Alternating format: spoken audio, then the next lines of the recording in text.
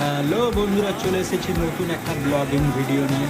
তো আজকে আমাদের হবে মুড়ি মাখ, বুঝতে পারলে?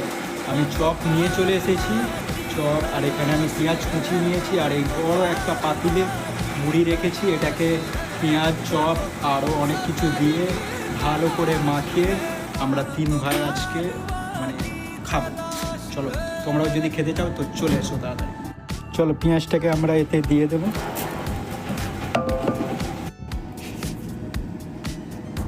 আমরা এতে চপ দিয়ে দিয়েছি, এবার সবগুলোকে সরষার তেল দিয়ে মেখে নিই। আমি মুড়ি মাখতেই ছিলাম, আমার ভাই চলে এসেছে, ও আরেক ধরনের খাবার নিয়ে এসেছে। এগুলোকে আমরা কি বলি, তোমরা কি বলো জানি না, কিন্তু আমরা এটাকে বড়া বলি। এটা ঠিক ছোট ছোট পকোড়া বললেও চলে। আমার ভাই বাজার গিয়েছিল, নিয়ে এলো। ভাইকে বললাম একটু সরষার তেল মুড়িটাই দিয়ে, সরষার তেল মুড়িতে দিলে খুব ভালো লাগবে।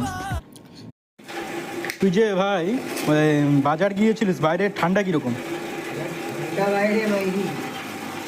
জোরে বল, শোনা যাচ্ছে। প্রচুর ঠান্ডা বাইরে? বাইরে প্রচুর ঠান্ডা গাইস, দেখতেই পাচ্ছ। এই জন্য জ্যাকেট প্যাকেট পরে একদম বসে আছি, ফুল প্যান্ট প্যান্ট পরে। বাইরে একদম বেরানো যাবে না, যা অবস্থা বাইরে, যা ঠান্ডা। ফাইনালি আমাদের মুড়ি মাখা হয়ে গেছে। যারা যারা খেতে চাও তাড়াতাড়ি চলে এসো। আর একটাই শর্ত, নিজের বাড়ি থেকে নিজের খাওয়ার জন্য ডিশ নিয়ে আসতে হবে। ডিশ ছাড়া তুমি একদমও পাবে না, কারণ তুমি খাবে আমি ধুবো, এরকম হবে না, বুঝতে পারলে? আমি কিন্তু মন থেকে ডেকেছি, যদি খেতে চাও চলে আসো। আর আমার ভাইকে দেখো, ও তো পুরো প্রথমেই মানে তোমরা কি খাবে, ও নিজেই খেয়ে নিচ্ছে। আর এদিকে আমাদের পার্থ আসছে। নিশ্চয়ই তুই মুড়ির গন্ধ, তুই আমার ভিডিও দেখেছিস, তুই নিশ্চয়ই ভিডিও দেখে তাড়াতাড়ি প্রথমে পার্থ ঘরে ছিল, যা ভিডিওটা আপলোড করেছি সঙ্গে সঙ্গে চলে এসেছে।